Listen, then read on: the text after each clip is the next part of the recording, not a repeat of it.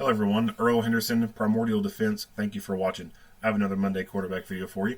I'm going to play this video and talk about things that are going on to better explain what's going on and talk about things that I think that are being done right and or done wrong. Here we go. Hello, I am Fort Worth Police Department Assistant Chief Robert Aldridge. I'm here to provide you with updated information concerning the officer-involved shooting that occurred on the evening of June 29th, 2022. Even though we are providing an update, please keep in mind that we are still in the preliminary stages of this investigation and that we are still working to collect information about the facts and circumstances surrounding this incident. More information will be gathered in the coming days and weeks. The completed investigation and all collected evidence will be turned over to the Tarrant County District Attorney's Office for review and a grand jury presentation, which is standard procedure for the Fort Worth Police Department.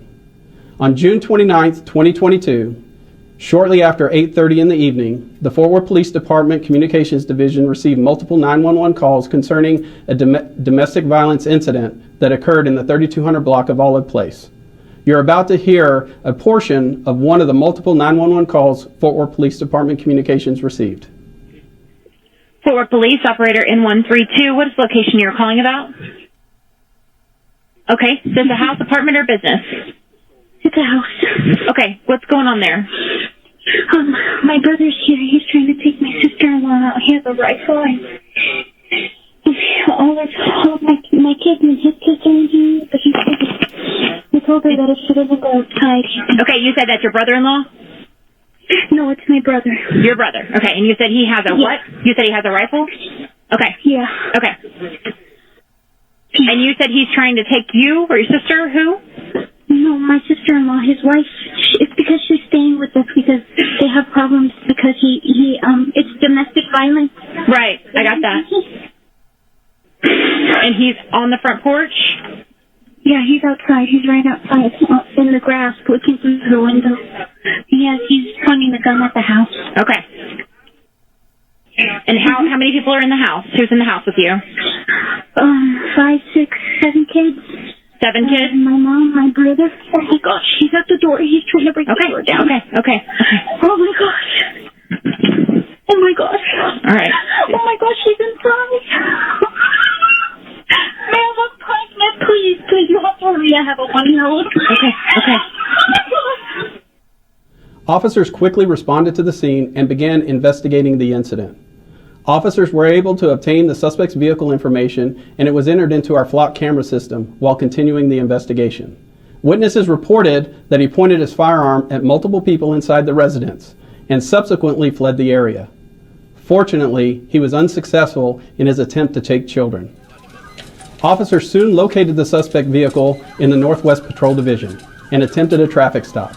However, he fled from officers. During the pursuit, he began calling family members in the 3200 block of Olive Place, stating he was coming to their location and he was threatening to kill his wife and commit suicide while placing a firearm to his head during the FaceTime phone calls. Officers engaged in a 9-minute vehicle pursuit where it became increasingly obvious that the suspect was driving back to the residence on Olive Place. Officers on scene with victims were making arrangements to relocate them to a safe location. However, the suspect was leading officers on the chase that was entering the general area. Based on the totality of the circumstances, including the level of violence the suspect displayed during the domestic violence incident, as well as his continued homicidal and suicidal threats communicated after leaving, it became immediately necessary to shelter the family in place while officers provided outside security. Officers on scene took a proactive measure by quickly moving their vehicles to blockade the street so the suspect could not reach the residence in his vehicle. Shortly thereafter, he entered the neighborhood with multiple Fort Worth officers pursuing him. The following footage depicts the events as he approached Olive Place.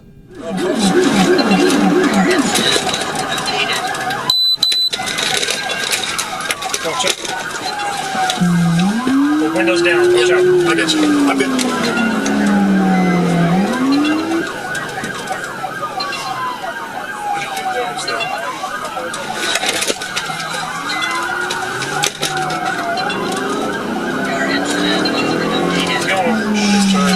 No, I'm gonna ram him if he goes in there. Yeah.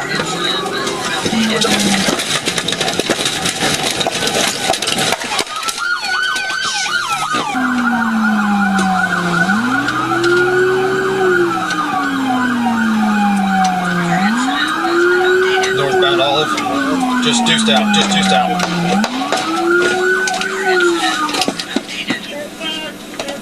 Hey, crossfire! Crossfire! Crossfire! Back up! Back up! Your incident has been updated.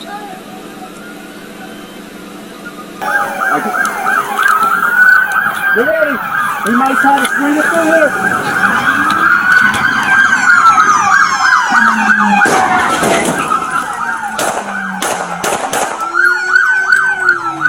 Shots fired. Shots fired. I just shot him. Shots fired!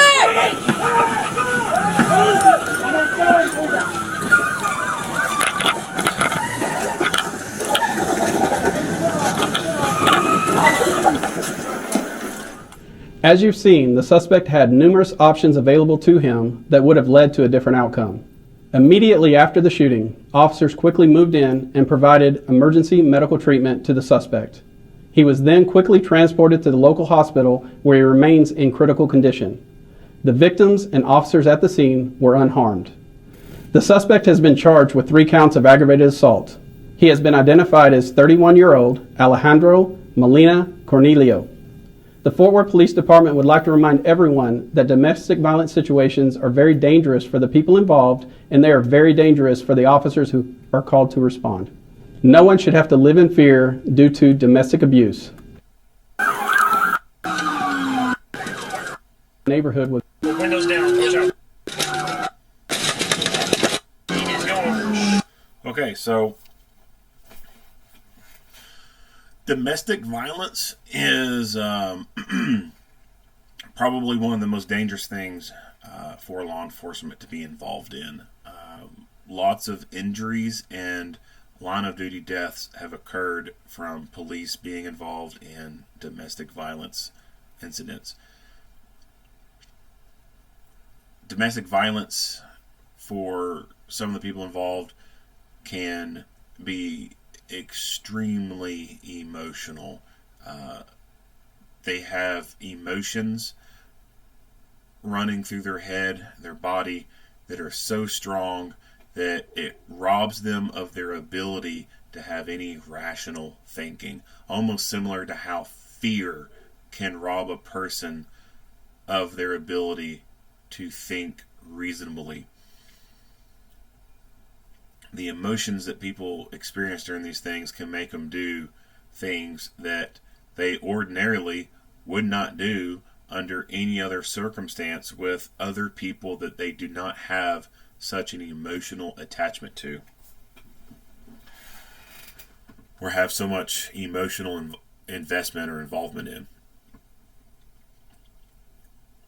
People can do some crazy shit at domestics. There's been times where police have gone to a call where the man has just beat the shit out of a woman. I mean, beat the fucking shit out of her. And they go to arrest that man, and the woman loses her shit and starts attacking the police because they're arresting the person she loves. the person she loves who just beat the living shit out of her. So that's what I mean by it robs people of their reasonable thinking, and these are very dangerous things for law enforcement to go on. During this pursuit, this person has obviously disregarded, not yielding to them, not pulling over. He's being defiant, and he's fleeing, evading. They recognize that he's driving back to this location. Now, why is he driving back to this location? Is he going to roll up and get out with a thing of roses and say, "I'm sorry, honey, this was all a big mistake, I'm in the wrong"? Now, probably not. That's probably not going to happen at all. What a reasonable person would think, what a reasonable person would believe, is that he's going there to kill someone. He's threatened to kill people. He has a weapon.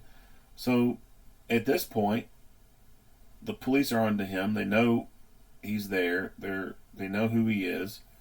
They're after him. A reasonable person would believe this guy has said, "Fuck it. I'm killing someone before I die." That's what a reasonable person would believe is going through this person's head. So it goes from just a simple pursuit to this, recognizing the fact that this guy has ill intent to the destination he's going to. And when he gets there, it's going to be a gunfight. So this officer recognizes this, and he makes the decisive action, the mindset, the decision to say, if he turns in, I'm ramming him. This officer has drawn a line in the sand, so to speak. If this guy does this, I'm doing this. And that's a good thing. You have to, at a certain point in these kind of things, draw your line in the sand and become decisive in your actions. So there's multiple people around. They got a backup unit behind them. There's other police units there at the scene. It's time to take action. This guy is right there on the X. Do not allow this guy to continue to further dictate what's going on. We're not letting him write the fucking book anymore. We're not reading what the hell he has to say. It's time we take over and we start writing the fucking book. We start pushing the narrative. And I think that's an important thing that is lost on a lot of people. Because what this boils down to is action versus reaction. Generally, action gets to beat reaction. If you ever played the game where you're standing there face to face with someone and you both have your hands out, one of you has your palms facing the ground and the other has their palms facing the sky, and you put your palms close to each other, and the person, doesn't matter which, but generally it's the person who has their palms facing the sky, facing the other person's palms, they will very quickly try to pull their hands out from under that person's hands and then slap the top of their hands before that other person can jerk their hands back and away. Generally, the person who initiates that action always gets to slap the top of the hands of the other person. Action beats reaction. So if they had continued to allow this guy to do what he wanted to do, and he decides when he's going to stop, he decides when he's going to get out, he decides when he's going to shoot, well, they're all now having to react to that. They're always going to be, to some degree, behind the curve. In this instant, you need to become the one who initiates action. You need to make him respond to you. Put his ass behind the fucking curve. And so that's what this officer does. He decides this is a line in the sand. I'm going to fucking take action. Now this motherfucker's going to have to react to what we're doing. And so he rams him. No, I'm going to ram him if he goes in there. Now, he does hit the back of the vehicle and causes him to spin out. I do think that, he could have hit closer to the door, but you got to think of the terrain right here. That's a pretty decent little elevation change right there. He would have had to driven over that and then hit him. Still moving forward, so that's almost the best place that he could hit. If the terrain was just a little bit different. If the terrain was a little bit different, I think it would have been optimal to just strike right into that door right there, drive into him, and if need be, start shooting through the windshield at him. It didn't turn out like that. Instead, they drove through him, landing in the yard. And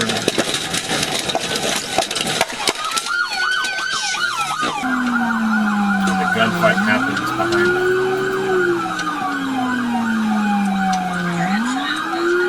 Northbound Olive. Just deuced out.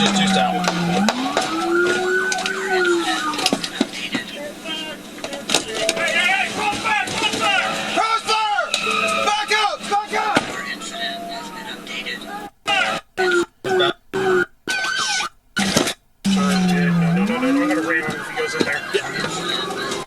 starting to pull in, there's 2 officers over here.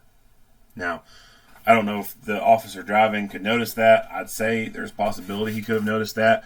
In this instance right here, the people who are already out and on foot, in my opinion, are the ones who take primary with shooting. So if they're going to ram him and drive past him, then they need to rely on these guys on the ground already being the ones to be first in contact. And they need to work around that instead of trying to be the ones to go in to make contact with this guy. They're already doing it. Let them take primary. These guys in this vehicle who end up parked in the yard should dismount and take cover. So they could take cover on the back side of this house right here, or realistically dismount from the vehicle and run around the whole fucking house and come up behind them. That way they avoid being downrange at any point, or just hunker down in behind that vehicle and not go in behind the suspect vehicle or beside it, where they could be getting into a crossfire type of situation. But if they did not recognize that those officers were there, then they didn't recognize that they were there. However, they should know that there's officers behind them.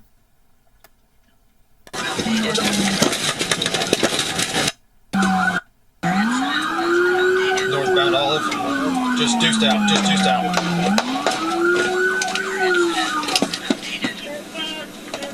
Hey, crossfire! Crossfire! Crossfire! Back up! Back up! Your incident has been updated.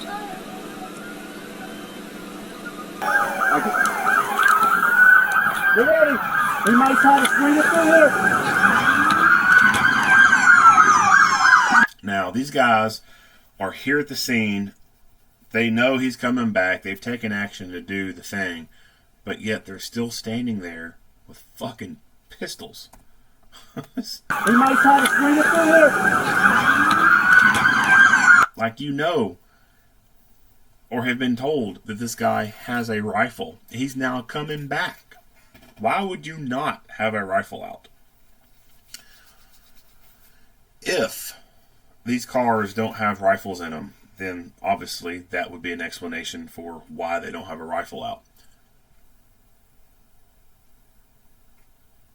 If that's the case, then their agency has poor leadership. An agency of that size should have patrol rifles. If they don't, there's a problem with leadership.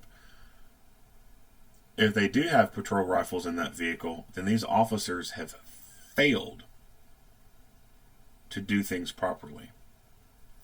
They have failed to take action to better protect themselves, better protect their teammates, and better protect this family that this guy is going to try and victimize.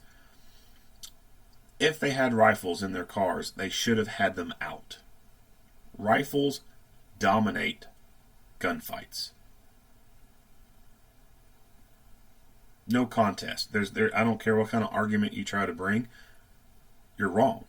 A rifle is going to dominate a gunfight better than a pistol. The only reasons why pistols are carried is because they're comfortable and convenient. You can carry them all damn day, and they don't really hurt. They don't really take up much room. They don't become that noticeable.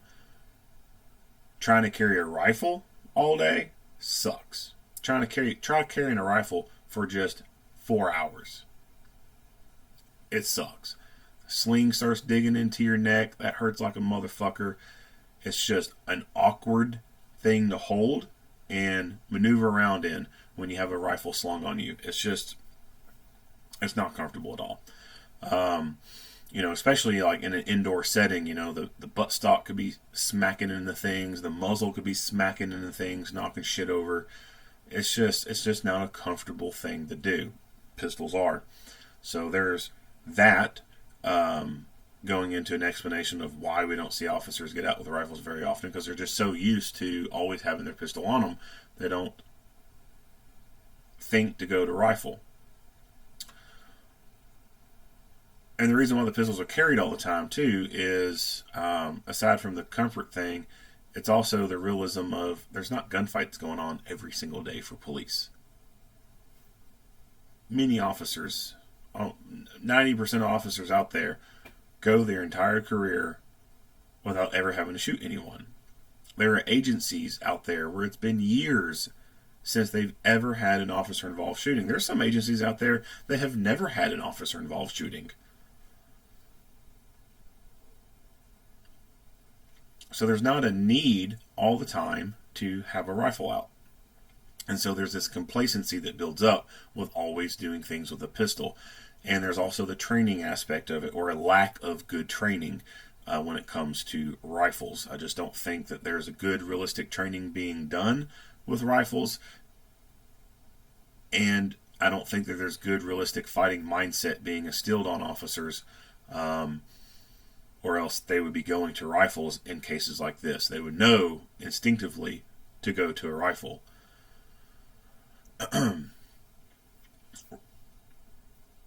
Rifles are more accurate. They have longer barrels. There's more points of contact on them. And the terminal ballistics are fucking devastating compared to pistol. There are a lot more people walking around the day who've been shot with a pistol than there are people who have been shot with a rifle. You're not going to find very many people walking around the day who've been shot with a rifle. And there may be some, but there's not that many. You're going to find a lot of people walking around who've been shot with a pistol, and they're still walking. That just the kinetic energy that those rifle rounds dump into a person, the damage that they cause, they are able to very quickly incapacitate a target, a threat. Incapacitate a threat and stop that threat. The faster you can stop the threat, the better.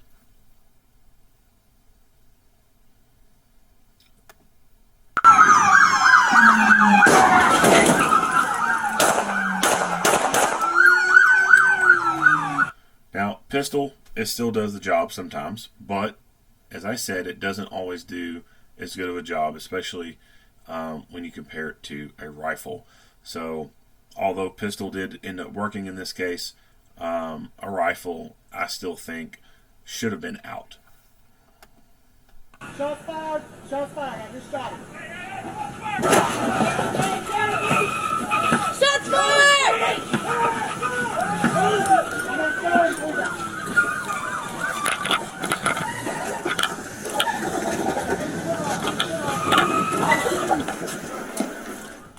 As you've seen, the suspect had numerous options available to him that would have led to a different outcome. Immediately after the shooting, officers quickly moved in and provided emergency medical treatment to the suspect. He was then quickly transported to the local hospital where he remains in critical condition. The victims and officers at the scene were unharmed.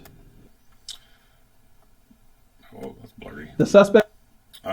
If they had used a rifle against this guy, it would probably not be a case of him being in a stable condition at the hospital. It would have been him being taken to a medical examiner's office for a post-mortem examination.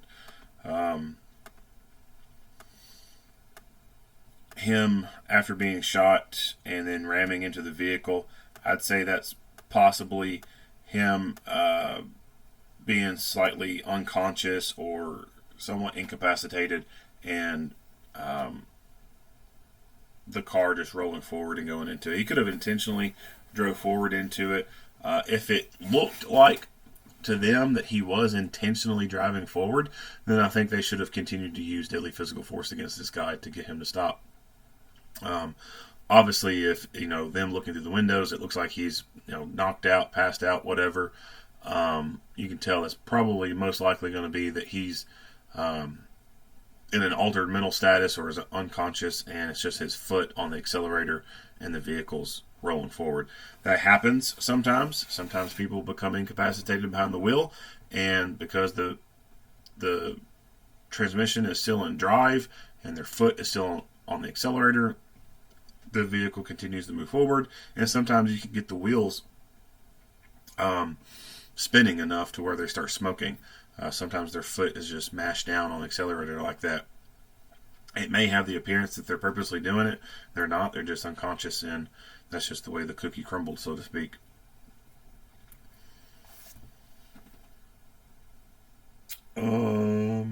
Not much else to say about this video. If you like what you hear and see, go ahead and give me a like and a share. If you have not already, hit that subscribe button and stay tuned for more Monday quarterback videos.